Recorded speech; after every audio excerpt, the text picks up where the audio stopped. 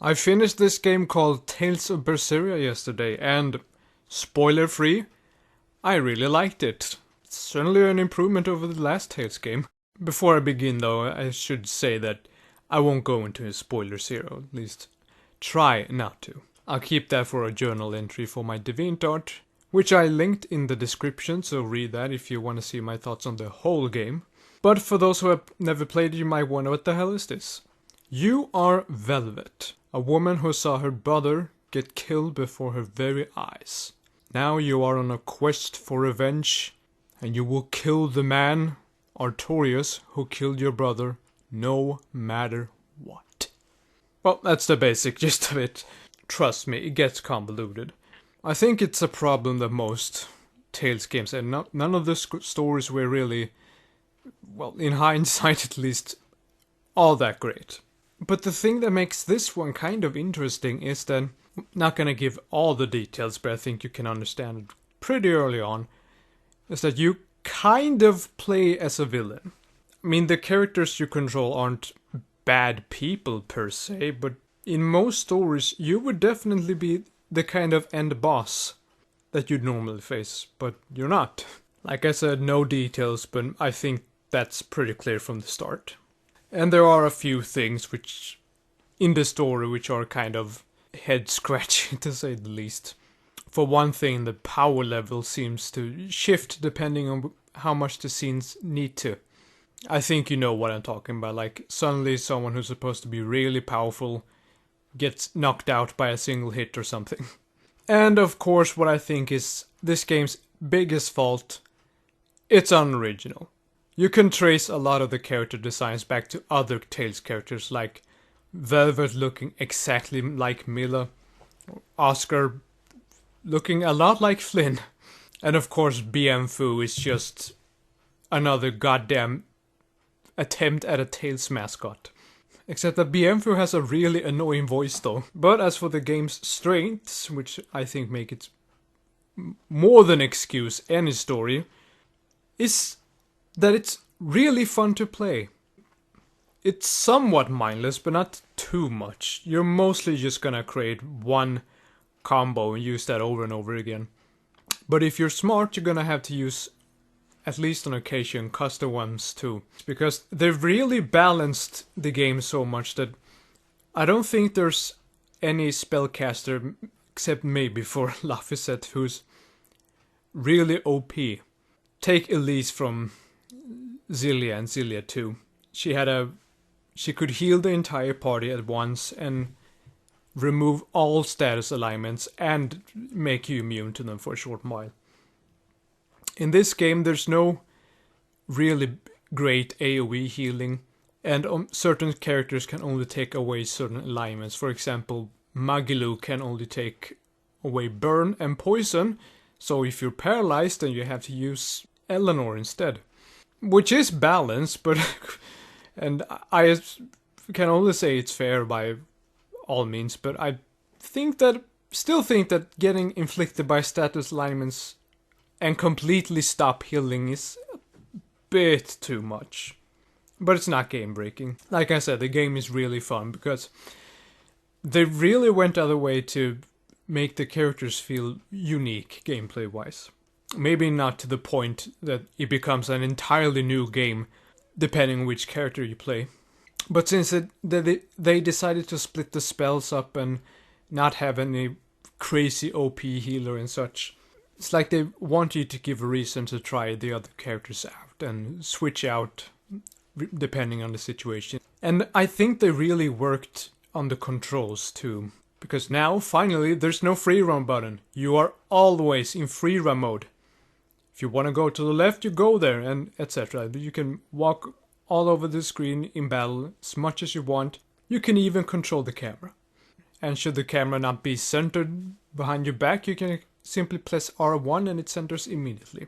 And if you press L1, as in press, not hold, then you automatically lock onto the enemy that's the closest to you, which is much welcomed, to be honest. But as of now, I think this one is the best when it comes to controls. Especially since they really simplify the whole fighting system. Now, in the previous game it was like, say for example, X was an attack button, circle performed an art. For example, simply pressing circle perform one art, up and circle perform another, down and circle, etc. Now it's like X has 4 arts in a chain. Like if you press X 4 times, you're gonna do these 4 arts. If you press square, triangle, circle, same thing. So you pretty much have combos assigned to the buttons, which works a lot better, actually.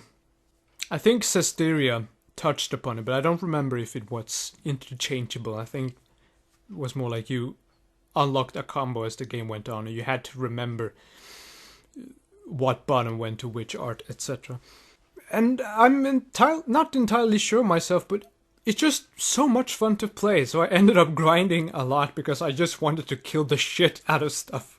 And if that's not a good thing, I wanting the players to actually play the game, then I don't know what is. And as for the characters, I really like the main cast actually. Like I said, they're not bad people per se.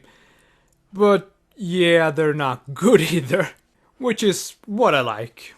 But what really makes this game worth noting, at least in its localization, is that the voice acting for the main cast, that being the villains and the main characters, is actually really good for the most part.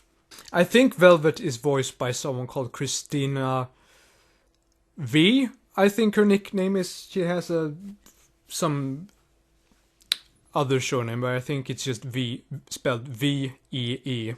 She's mostly famous for Shantae, I think, which doesn't really has showcased any acting, but wow, can she act? Holy shit. I mean, not every line she says hits home, but when she really needs to do drama, she can do it so well, especially when she has to scream. Once again, this is not a spoiler because it's very early in the game and it's the premise of the game, but when the scene where Laphicet get killed and she screams like, Arthur, no! And like, really wholeheartedly once, then of course she goes nuts after that. And she completely sold it for me. She really sounded like a woman who in a single moment really had everything taken away from her and just went completely nuts. Just screamed, and well, it was so good. And there are more moments like that in the game too. And I won't give any details, but towards the end of the game, she kind of breaks down and holy shit, she really sold it to me. Like, to me, in those moments, I wasn't listening to an actor performing a few lines. I listened to Velvet. And I usually say that I understand. Drama is super hard to do, and I can't do it, I perfectly admit it.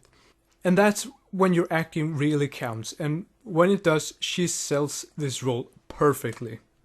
And for the others in the group, Rokuro was okay. I mean, there wasn't much to it, and I think he's probably, to me, the most forgettable character. But I liked his voice, I never heard it before, which is another thing I actually really like about this game. They don't use any, should we say, AAA names for the main cast. For example, God, what is his name? Johnny Bosch? I can't remember. He's the guy from Power Rangers. He's famous for voicing Ichigo in Bleach. He's in the game, but he's not any main character. I think he just voices a few NPCs. Which is really refreshing to me, because there's always this handful of names that are commonly recurring in especially Tales, like Laura Bailey, for example. But now they actually opted somewhat newer and inexperienced ones, which sounds like a disaster, but they actually really showcased a lot of talent. For example, I think Artorias is voiced by Ray Chase, I think his name is. Now famous for doing the voice of Noctis. He had a really good voice. It perfectly suited that sort of character. He commanded a lot of presence. When he talked, you really listened because he has such a powerful voice in a sense. And Aizen, I don't know who voiced him, but he did a really good job too. He's not as monotone as his Japanese version is, at least to what little I've heard. But he certainly has acting skills. And I think his voice really suited that character, and has a good interactions with Rokuro too. Those two get a really good, should we say, bromance. Bros for life. And I couldn't place who voiced Magilu. It's someone called Erika Lindbeck, I think, who I will remember as the voice of Talia, and I couldn't tell it was her, honestly. The only one I didn't like too much was Laphicet. And I won't go too much into the villains, but there's one named Melchior, and I think his voice actor really tried, because he had a pretty good voice. In short, there are problems with this game, sure, and most of them are related to the plot. But it's super fun to play, and as long as something is entertaining, I can forgive just about anything. When I was done with Zestiria, for example, I didn't feel like, oh, I want to go through this game again. I actually feel like I want to do another run of this game with, of course, grade bonuses. Because, like I said, it's just so much fun. And I want to know what more this game has to offer that I missed out, like side quests, for example. But as of the main story, from the moment you get to the title screen to the end credits, it's good. I recommend it. If you're curious, if you like RPGs in general, specifically action RPGs, then this is a game for you. If nothing else, try the demo and please consider buying it, because it is pretty good. I think you'll like it. Thank you for listening. If you have another game you want me to talk about, tell me in the comments. And I know this is not my style, but #Zestiria sucks.